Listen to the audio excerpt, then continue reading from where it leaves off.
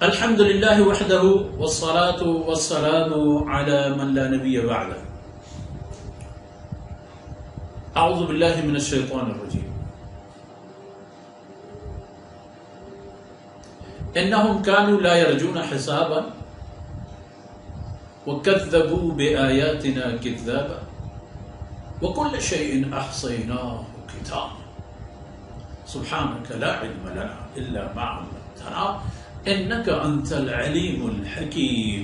رب اشرح لي صدري ويسر لي أمري واحلل عقدة من لساني يفقه قولي واجعل لي وزيرا من أهلي رب زدني علما وارزقني فهما ثم أما بعد. گرامی قدر ناظرین، بھائیوں، بہنوں اور پیارے بچوں، آپ نے گزشتہ آیتوں میں حقائق دیکھے،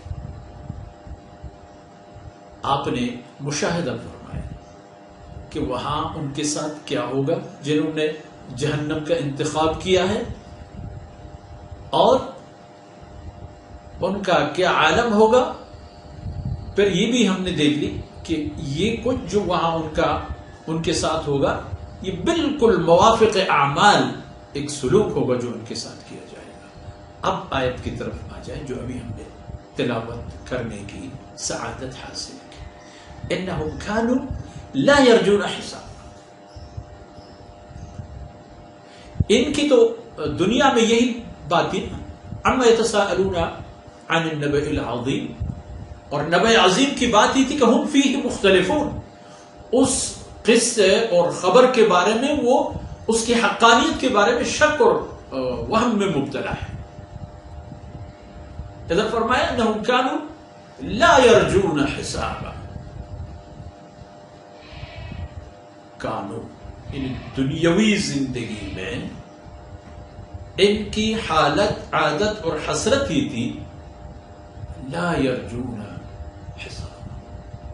انہیں حساب و کتاب اور آخرت سے متعلق کوئی خیر خبر کی توقع ہی نہیں تھی. انہیں اندازہ ہی نہیں تھا کہ یہ دن آنے والے ہیں. انہیں یہ احساس تک بھی نہیں تھا کہ ہم پر یہ مراحل آ رہے ہیں.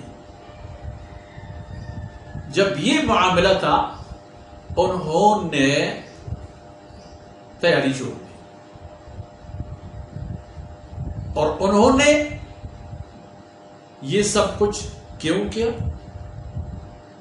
اللہ کی بغاوت کی بنیاد پر. ورنہ انبیاء علیہم السلام کی تشریف آوری سے اتمام حجت تو ہو چکا تھا.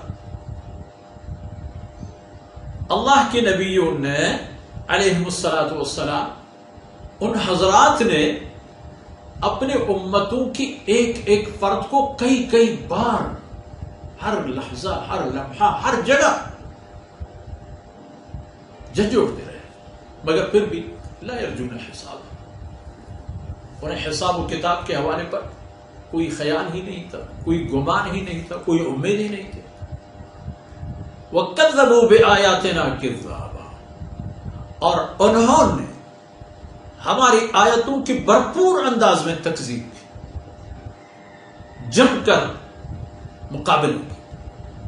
دیکھ لیجیے، انبیاء علیہم السلام کے صف مخالف میں کھڑے ہونے والے لوگوں کی انبیاء علیہم السلام کی جھٹلانے کی باتیں دیکھ لیجیے.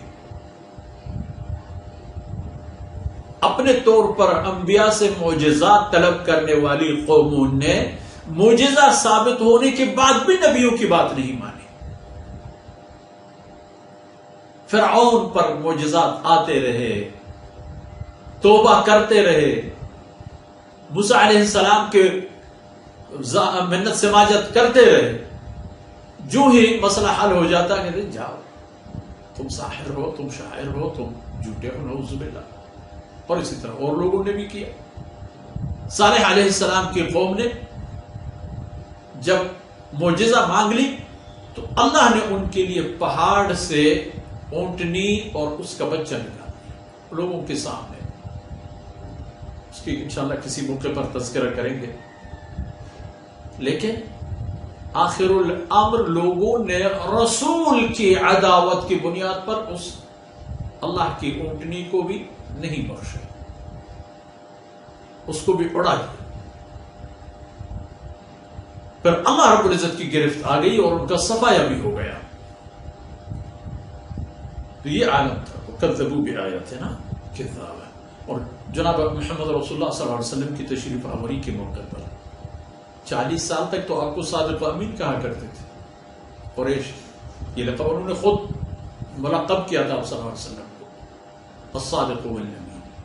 اللہ کی طرف سے رسول بن کے بھیجے گئے، وہی پہلی بات پر انہوں نے لڑائیاں شروع کی، پہلی بات پر پہلا مخالف آپ صلی اللہ علیہ وسلم کے اپنے چچا ابو لہب قرار۔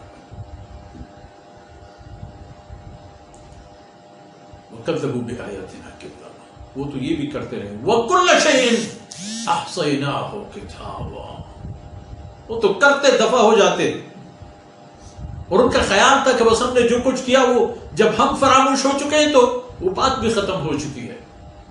لیکن وَكُلَّ شَيْءٍ أَحْصَيْنَاهُ كِتَابًا، اللہ فرماتے ہیں ہم نے پھر ان کے اعمال میں ہر عمل کو، ہر چیز کو، ہر بات کو، ہر قدم کو، ہر حرکات و سکنات کو ایک کتاب میں لکھ کے محفوظ کر دیا۔ جب اسے دیکھ لیں گے تو وہ کہیں گے کہ بالکل یہ ہمارے لیے عذاب حق ہے، اور اس دن اپنے آپ کو خود ملامت لعن طعن کریں گے۔ لیکن ایسے موقع پر جہاں اور جب یہ لعن طعن ان کے کچھ بھی کام نہیں آئے گا، اس لیے یہاں اللہ نے جتنے بھی صلاحیتیں دی ہیں ان کو بروئے کار لا کر، اے بنی نوع انسان کلم کلا اللہ کی طرف آ جاؤ، سیدھا تان کر اللہ کی طرف آ جاؤ اور اللہ کی رحمتوں کے حقدار بن جاؤ، افتخار اور عزت کے ساتھ جنتی بن جاؤ، اور اللہ رب العزت کے دامن رحمت کے ساتھ اپنے آپ کو وابستہ کر کے جہنم سے اپنے خلاصی کے سامان پیدا کرو۔ ورنہ غلط رستوں پر جانا، غلط صلاحیتوں کو استعمال کرنا انجام یہی ہوگا۔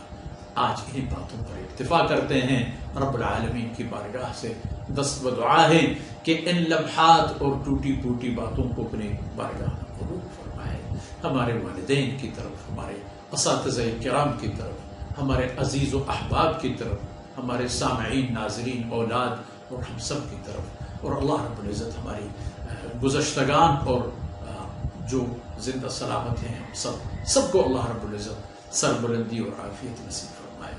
اللہم صلی وسلم وبارک علی سیدنا محمد وعلی آلہ وصحبہ اجمعین برحمتک یا ارحم الراحمین۔